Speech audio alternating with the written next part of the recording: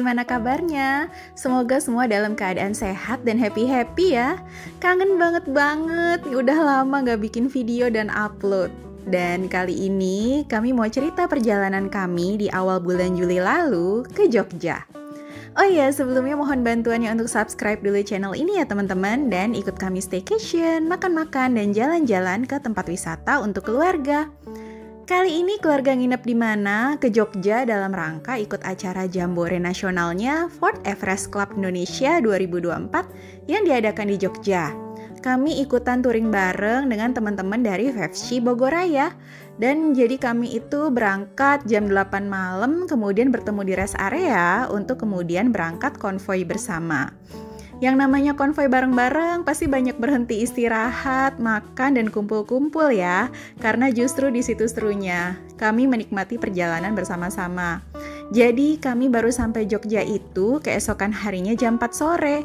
Jadi total perjalanan itu, kalau di total itu 20 jam perjalanan. Wah, lumayan ya. Tapi walaupun lama di jalan, perjalanannya sangat menyenangkan. Hotel pertama tempat kami menginap di Jogja ini, Hotel Bintang 4, namanya The Ritz Jogja, tempat diadakannya acara dan semua anggota FFC dari seluruh Indonesia berkumpul dan bersilaturahmi di sini. Hotelnya itu nyambung dengan mall yaitu Jogja City Mall dan punya pintu masuk langsung ke dalam mall dari hotel. Jadi gampang nih kalau mau nyari makan atau ada keperluan beli-beli barang di mall. Ini pas masuk, aku lumayan terkaget-kaget juga karena lobinya ini rame pisan.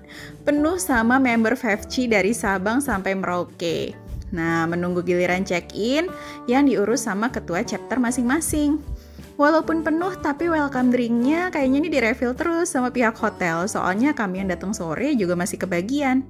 Ketemu teman-teman dari Surabaya, Bali, Jambi, bahkan ada yang dari Aceh. Wah, rasanya lelahnya touring kami nih dari Bogor nih gak ada apa-apanya nih dengan mereka yang bisa sampai berhari-hari sampai ke Jogja. Alhamdulillah selesai juga proses check-in yang agak lama juga nunggunya, mungkin karena memang orangnya banyak banget ya. Akhirnya dengan sisa-sisa tenaga kami bisa juga istirahat di kamar, alhamdulillah.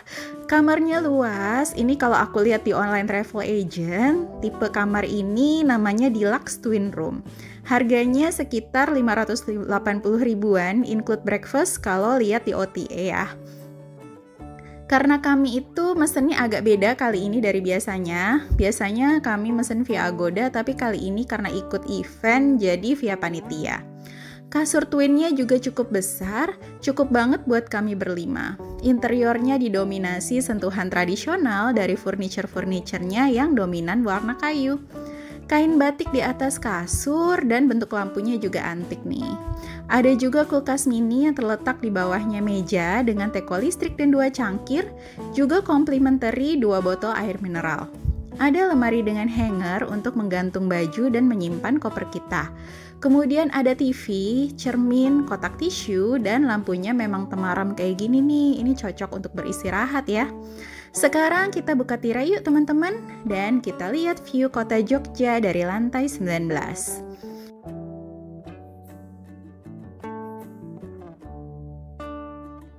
Oh iya, tadi kita belum lihat kamar mandinya ya. Pintu kamar mandinya pintu geser, bersih, dan amenitiesnya cukup lengkap.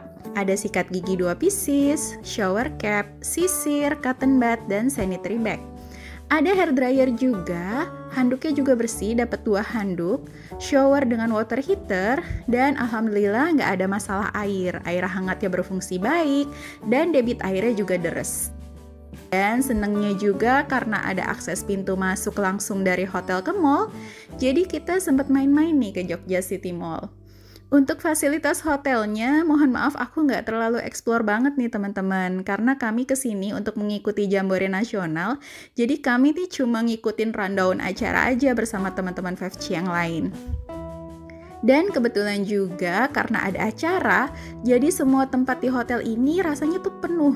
Kolam renang, resto, bahkan lift itu untuk turun harus antri dan menunggu lumayan lama. Apalagi pas waktu ada acara bersama di ballroom. Tapi kami sempat breakfast 2 kali di restonya dan menurutku makanannya enak-enak juga. Kami menginap 2 malam di Rich Hotel dan di hari terakhir setelah check out, kami menuju acara terakhir di kawasan Candi Prambanan. Seluruh mobil member 5C 1 Indonesia berkumpul parkir bersama di kawasan Candi Prambanan ini. Selesai acara, kami langsung menuju ke tempat peristirahatan kedua karena besok rencananya kami akan lanjut touring lagi ke Dieng bersama 5C Bogor. Jadi malam ini kami menginap di homestay yang namanya Tropical House and Mini Golf. Kami memilih homestay ini karena tertarik nih ngeliat di internet dengan fasilitas mini golfnya. Dan juga tipe kamarnya itu ada loftnya atau ada lantai 2, jadi enak nih untuk kami sekeluarga berlima. Jalannya itu lumayan masuk-masuk gitu ke perumahan warga, apalagi kami datang malam hari dan penerangannya agak minim. Tapi alhamdulillah akhirnya sampai juga tepat di titik Google Maps. Ada parkiran di depannya yang cukup menampung kira-kira 3 mobil. Kami masuk melalui gerbangnya dan tidak jauh dari gerbang ada pos penjaganya atau resepsionis. Kami check-in kemudian diberikan kunci untuk ke glamping segitiga yang sudah kami pesan sebelumnya. Di sini cuma ada 3 glamping ya teman-teman, 1 glamping segitiga dan ada 2 rumah kayu. Ini suasana malam harinya seperti ini, cukup terang, ada lampu taman di sepanjang jalan. Bismillah, sekarang kita lihat kamarnya yuk. Glamping segitiga ini ada mezaninnya. Di lantai bawah ada 1 kasur queen lengkap dengan 2 bantal, 2 guling, dan bed cover. Maaf itu bantalnya di tengah-tengah itu bawaan pribadi kami ya. Terus di kiri kanan kasur itu ada nakas berlaci. Kita dapat 4 handuk. Colokan atau stop kontak ada di dekat kasur, jadi bisa nge-charge sambil lihat HP. Dindingnya itu dari gipsum ya teman-teman. Terus ada AC yang dinginnya mantep banget. Terus cermin ada dan di sebelahnya ada rak di dinding tempat naruh peremotan. Bagus juga ya dibikin kayak gini, jadi remote itu bisa ngumpul nggak berserakan. Oh iya, untuk fasilitas lain ada TV yang sudah smart TV, bisa Netflix dan YouTube-an. Terus komplimenterinya kita dapat 4 botol air mineral, beberapa snack, kopi, teh dan gula. Juga dilengkapi dengan 2 cangkir dan teko listrik buat bikin teh dan kopi. Menariknya lagi, di sini ada mainan seru nih buat anak-anak. Ada catur, ada pop-it, uno steko, ada rubik, dan kartu-kartu gitu. Wah, seru ya buat yang bawa anak-anak. Tapi orang dewasa juga seneng kok ya main kayak gini, apalagi ramean. Dan ada juga PlayStation atau PS4 yang bisa kita pinjam gratis tanpa biaya. Tapi kita harus request nih ke pos penjaga atau resepsionis tadi. Kita harus ngisi dulu form peminjaman dan ada depositnya sebesar 200.000. Nanti deposit akan dibalikin setelah kita check out. Setelah ngisi form peminjaman, PS4-nya kemudian diantar ke kamar. Oke, next kita lihat kamar mandinya yuk. Pintunya pintu geser dan kamar mandinya cukup luas, bersih dengan nuansa yang modern minimalis. Dan ada bathtubnya juga loh. Ada rain shower sama hand shower ya yang sudah dilengkapi dengan water heater. Walaupun nih sayang banget debit airnya menurutku kurang deres ya, jadi kurang puas gitu mandinya. Apalagi buat ngisi bathtub itu lama. Toiletries ada sikat gigi dan pasta gigi 4 buah, shampoo sabun cair 2 botol, dan sabun batang 2. Oh iya, sekarang kita lihat mezanin atau lantai 2-nya ya. Untuk akses ke mezaninnya menggunakan tangga besi seperti ini. Dan berat maksimal tamu yang naik ke mezanin itu 80 kilo. Jadi emang pasnya buat anak-anak aja nih yang di atas. Tapi memang untuk anak yang lebih kecil harus ekstra perhatian banget ya teman-teman kalau nginep di sini. Karena tangga besinya menurutku kurang landai. Jadi anak turun naik itu harus benar-benar hati-hati dan diawasi. Di mezanin atas ada kasur queen juga dengan 2 bantal dan 2 guling, cukup untuk 2 anak. Ada AC-nya juga di atas, makanya dinginnya maksimal ya di sini karena ada 2 AC di atas dan di bawah. Anak-anak betah juga main di kamar, dikasih mainan sebanyak ini. Oh ya, untuk breakfastnya, kita malamnya dikasih form pilihan menu makanan dan minuman buat 4 orang. Untuk beribadah tersedia juga sajadah di dalam kamar. Ini aku kasih lihat harga untuk glamping segitiga ini ya teman-teman. Kami kemarin menginap di weekday, jadi rate-nya di 690.000. Tapi kami dapat diskon 20% promo holiday staycation. Jadi kami hanya membayar 552.000. Wah, lumayan banget ya diskonnya. Kalau kalian pengen nginep di sini, itu bisa cek-cek dulu Instagramnya di @tropicalhouseandminigolf. Nah, dia sering tuh ada promo-promo di setiap bulannya. Alhamdulillah malam kami tidur dengan nyaman sampai keesokan harinya bertemu dengan matahari pagi yang cerah. Anak-anak juga nggak sabar untuk eksplor fasilitas di luar kamar karena kemarin itu nyampenya kan malam ya, jadi belum sempat ngapa-ngapain. Di sini ada fasilitas mini golf yang jadi andalan homestay ini. Terus ada archery, ada bola basket dan playground, dan ada perosotan juga ayunannya. Tapi ini perosotan harus super hati-hati dan kita harus ngawasin banget anak-anak main karena cukup curam menurutku. Kalau punya anak balita kayak aku gini benar-benar harus didampingi bermain di sini. Di samping perosotan ada wall climbing dengan tali. Terus ada juga trampolin dan ada house of rabbit alias kandang kelinci.